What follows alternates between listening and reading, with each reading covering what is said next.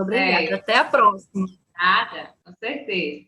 Então, dando continuidade, nós agora vamos iniciar, né, com a aula de física. E teremos como profissional, né, excelente profissional, o professor Elias Arcanjo, que ele é graduado em licenciatura plena em física na Universidade Federal Rural de Pernambuco, também é mestre em física também na Universidade Federal de Pernambuco e professor da Uninasal Graças e Uninasal EAD. Então, seja muito bem-vindo, professor Elias Arcanjo, o espaço é todo seu.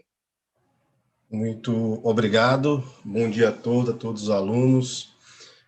Fico muito feliz com o convite, certo? Agradeço à Gerência Regional de Educação da Mata Norte pelo convite, na pessoa de Renato Duarte, né? Eu não conheço, né? Mas agradeço ao convite. Um projeto que eu não conhecia, eu não tinha o conhecimento acerca desse projeto, mas de antemão gostaria de parabenizar, né, a iniciativa da GRE Mata Norte, certo, pelo projeto, né? É muito bom. Então, está incentivando os alunos, certo, a estudar, a se preparar para o Enem, certo, para dar condições ao aluno de participar desse concurso, certo, e poder realizar o seu sonho de entrar numa universidade. Mais uma vez eu falo, muito feliz, certo, de participar, né? Espero que de alguma forma eu possa contribuir, certo, um pouquinho que seja, contribuir para a formação, para o estudo, certo, de vocês nesse momento aí, nesse momento de preparação, nesse momento de ansiedade, né, que está chegando ali o dia da prova, ok? Então, deixa eu compartilhar com vocês aqui a tela, certo? Eu vou compartilhar, deixa eu... um minutinho só.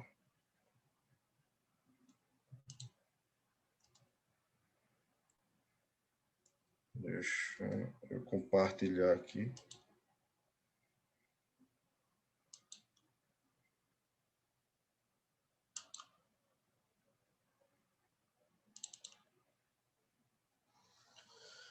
Vocês conseguem ver já o PowerPoint, tá ok?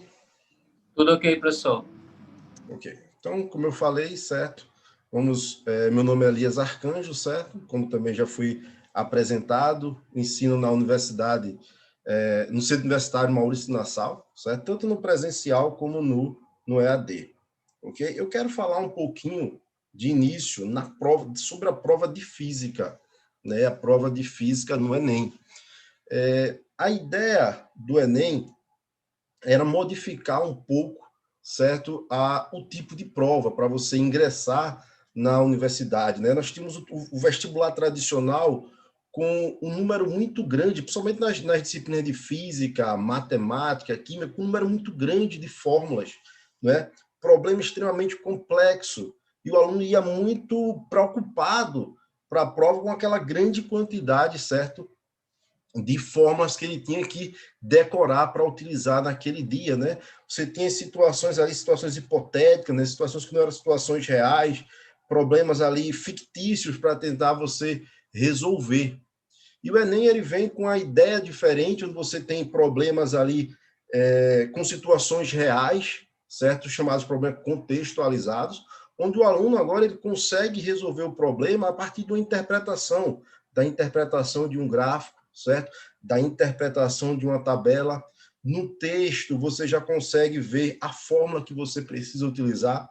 Então, no início, ele tinha, sim, essa grande diferença para o vestibular, certo, tradicional. Mas, com o passar dos anos, né, essas questões foram se modificando, essa ideia foi se modificando, e você tem muitas questões agora que exigem, sim, do aluno, certo, lembrar das fórmulas. Então, cada vez mais o uso de fórmulas, certo, está mais presente nas provas do Enem, principalmente, certo, na disciplina de física, né, aquela que eu posso falar, ok? Então, é muito comum. Então, nós precisamos ter essa atenção acerca das fórmulas. Então, cada vez mais esse vestibular está mais próximo do vestibular tradicional. Ainda é diferente, certo?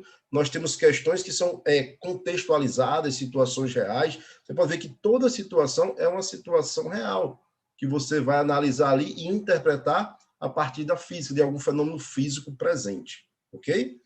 Então, a fórmula, ela é muito importante. Professor, e como é que eu vou decorar essas fórmulas? Como é que eu vou lembrar a fórmula? O segredo é fazer exercício.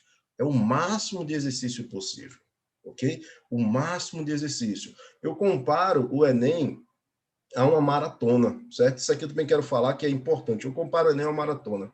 Imagina um corredor que vai se preparar para uma maratona e ele está acostumado, final de semana, ele caminhar ali 15 quilômetros. Todo final de semana ele faz 15 quilômetros, durante a semana 5, 10 quilômetros, não, eu vou correr a maratona final do ano. E ele se mantém durante todo o ano nesse 15 quilômetros, 10 quilômetros, no máximo 20, certo? E quando chegar no dia da maratona, o que é que vai acontecer? Provavelmente ele vai começar muito bem aquela maratona, que são 42 quilômetros, ele vai chegar aos 15 quilômetros, 30, e aí 35 já vai começar a cansar. Então não sei nem se ele vai conseguir terminar.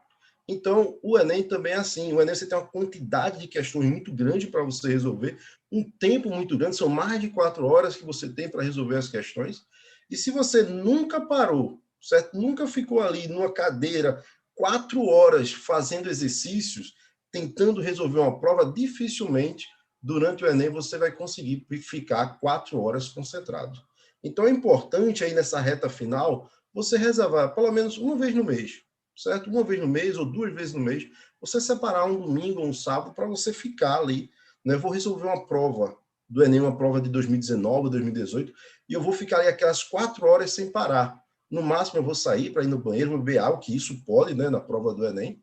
Então é importante que você faça esse teste, que você se prepare para a prova, que você conheça as questões do Enem, né? As questões do Enem, elas são, tem textos grandes, então que precisa da interpretação, como a professora de português acabou de falar, então você precisa de uma interpretação. Então, se você não tem esse ritmo de estudos, você não está acostumado a ficar 4 horas concentrado, provavelmente com 2 horas, 2 horas e meia, você já vai estar querendo, certo, sair, desistir, você já não tem mais aquele poder de concentração.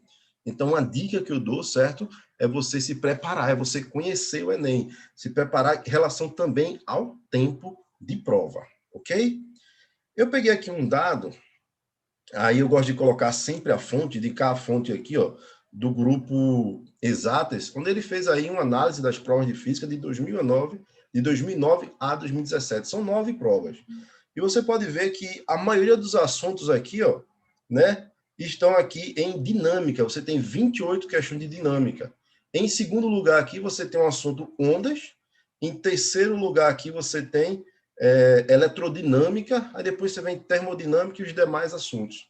Então é bom a gente dar uma olhada nisso, porque a gente vê o que é que a gente precisa dar mais ênfase no Enem. Então conhecer a prova, conhecer esses detalhes é importante para que você possa fazer a prova, ok?